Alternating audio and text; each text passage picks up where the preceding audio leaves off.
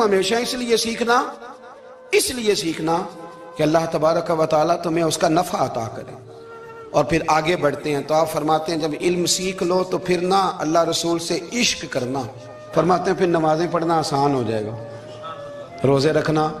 آسان ہو جائے گا، قرآن مجید پڑھنا آسان، محبت کرنا۔ اور آپ نے مثال دی، جہاں بھی کوئی بات سمجھاتے ہیں ایک مثال دیتے ہیں، مثال دی، فرمانے لگے حضرت عبداللہ ابن مبارک رحمۃ اللہ تعالیٰ علیہ فرماتے ہیں میں شروع میں ایک عورت پہ عاشق ہو گیا تھا، سمجھانے کے لیے بات کرتے، عاشق ہو گیا تھا ایک عورت پہ، تو میں نے عشاء کی نماز اس کے محلے میں جا کے پڑھی، چونکہ میرا مذہبی گھرانے سے تعلق تھا، نماز میں پڑھتا تھا، تو امام صاحب جو تھے نا، یہ داتا صاحب نے لکھا ہے کشف المحجوب، امام صاحب نے نا آیات ذرا لمبی پڑھی، تو میرے دل میں خیال آیا کہ مولانا آپ تو فارغ ہیں تو ہمیں تو اور بھی کام ہے، تو کہتے ہیں نماز سے فارغ ہو کے میں اس کے گھر کے چکر لگاتا تھا، ساری رات گھومتا رہتا تھا، وہ چند لمحوں کے لیے چھت پہ آتی تھی، دو ایک بات کرتی تھی، چلی جاتی تھی، حد یہ ہے کہ مجھے کبھی اس پہ غصہ بھی نہیں آیا، اور اس کا انتظار کر کے کبھی میں تھکا بھی۔ یہ داتا صاحب لکھ رہے ہیں۔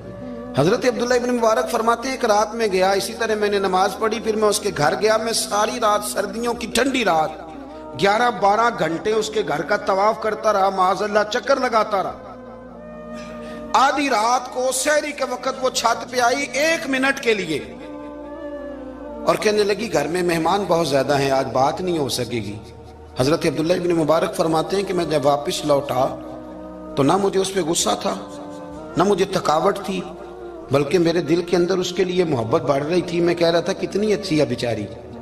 اتنے راش میں بھی اور اتنی مجبوری میں بھی 1 منٹ کے لیے چھت پہ آئی ہے، پھر بھی مجھے اس سے پیار بڑھ رہا تھا۔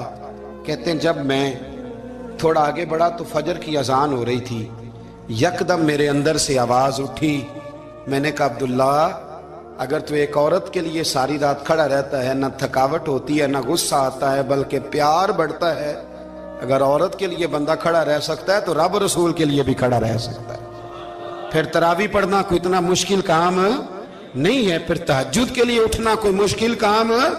نہیں ہے، شرط یہ ہے کہ پیار ہو جائے۔ ایک عورت کے لیے اگر یہ سارا کچھ ہو سکتا ہے تو اللہ رسول کے لیے بھی ہو سکتے ہیں۔ فرماتے ہیں میں نے توبہ کر لی، اور پھر میرا حال یہ ہے کہ وہ توبہ کی اور پھر 60 سال گزر گئے،